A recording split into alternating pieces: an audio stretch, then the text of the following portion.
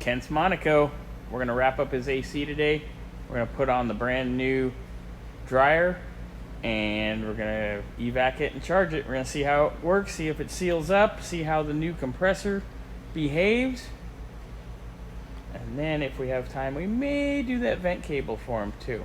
Alright, so I've already got the pressure switch disconnected. I've got the lines off here on the old dryer. I'm just going to undo the bolt here in the clamp, pull this baby out, and we're going to put our new one in.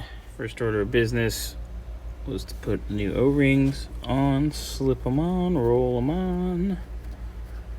You know, got to roll it on like a prophylactic. And we got our new dryer here. Gonna put it in our bracket here. Button it all up. Dryer is in.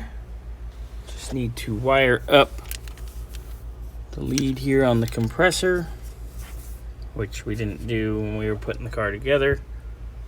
And then we will evac and charge it. Right, we have the Monaco on the vacuum pump.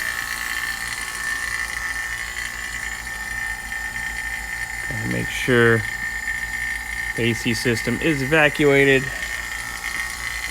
And then we will be charging it and giving it a shot.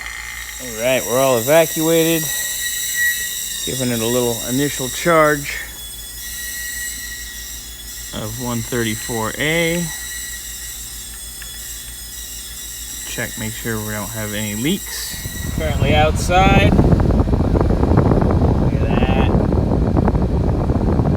We've got about 45, 47 degree air in the Monaco.